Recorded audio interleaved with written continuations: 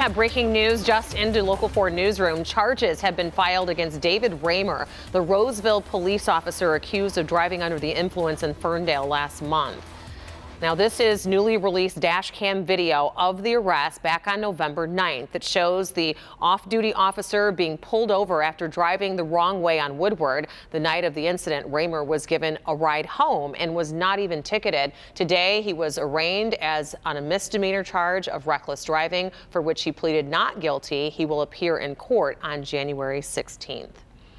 A data breach hits close to home. Henry Ford Health System says that medical information for more than 18,000 people was stolen after a data breach. Now, the hospital says it's unclear what the information was used for, but no social security numbers or credit card numbers were taken. Henry Ford Health System first learned of the incident in October after the email credentials of a group of employees were stolen. The company said that it is strengthening its security protections and contacting those 18,000+ people who may be impacted. New at noon, Waterford police are searching for 2 suspected armed robbers. Take a look at the surveillance video of the crime. It happened last month at the 7-Eleven on South Cass Lake near Elizabeth Lake. The suspects, one armed with a semi-automatic handgun, entered the 7-Eleven holding a gun. The armed suspect then told the clerk to remove the cash drawers. After grabbing cash, that armed man left the store. If you have any information you think can help, you should contact Waterford police. Well, it's chilly. The winds of change came in yesterday, Brandon, and blew in some very cold air around here. At least we have a little sunshine out there. A little bit of sunshine, and the winds yesterday were gusting over 50 miles an hour in a few places. We don't have quite that blustery or gusty condition today, which is nice. But still, it's chilly. Come on. We have low and middle 30s everywhere. Sandusky's at 31, but we're up to 37 at Metro. Does it feel like that? Not so much. We have a 25-mile-an-hour wind, sustained wind with some stronger gusts. Also a 25-mile-an-hour wind in Pontiac. And when we see the gold barb here, that shows us what direction the wind is heading. So it's a southwest wind that is moving toward the northeast, but we're also starting to see a little more of a westerly flow out there, and that means that the chances for lake effect snow start to increase a little bit here. Wind chills are in the low and middle 20s. That's what we're dressing for as we head out today. Otherwise, frostbite a concern after a couple of hours of exposed skin. Middle 30s, falling a little bit through the afternoon with a few flakes coming and going, but our snow chances do increase tonight and a few days in the 7-day round. I'll have it coming up. All right, Brandon, thank you. In just about 1 hour, President Trump is expected to break from a long-standing U.S. policy to recognize Jerusalem as the capital of Israel. Tracy Potts reports from Washington with what the announcement could mean for U.S. relations in the Middle East.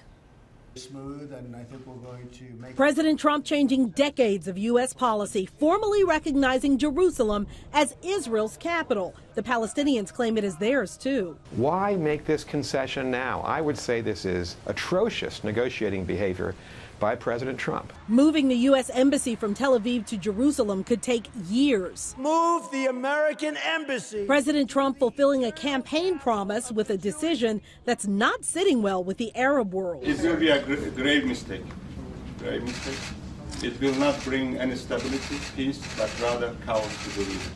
The Secretary of State reluctant to weigh in this morning. With respect to the decision on Jerusalem, I really would leave that until you hear the president's full statement on that. Already, U.S. diplomats in Israel are on alert after Palestinians took to the streets in protest. The Trump White House reportedly thinks this move will jumpstart Mideast peace. They argue that this will push the Palestinians toward the major Arab states. That's what they want. They think that's useful. They argue it will take Jerusalem off the table as an issue. A bold yet risky political move by a president who claims he can fix what no one else has.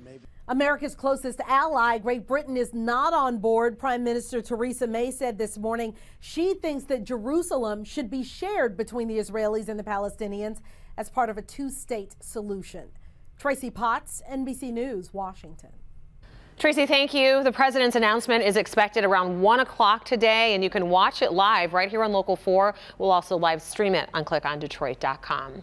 Here at home, new developments this afternoon after yesterday's announcement that Congressman John Conyers will retire as a U.S. representative. Today, we could learn if Governor Snyder will decide to hold a special election to fill the vacant seat in Congress. This comes as Congressman Conyers announced his retirement Tuesday after 53 years of public service. Conyers says that he endorses his son, John Conyers III, to fill his seat.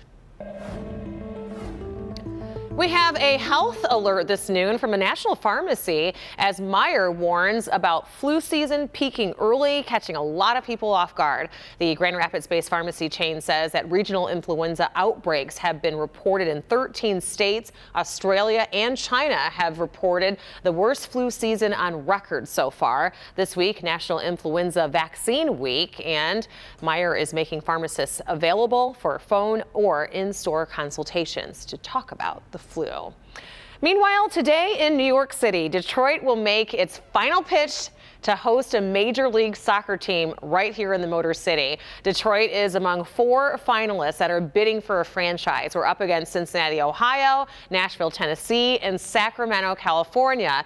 After today's pitch, Major League Soccer's Executive Board of Governors will deliberate and then pick a city. And a board meeting next Thursday will discuss expansion and development for the selected city. So say a prayer for Detroit.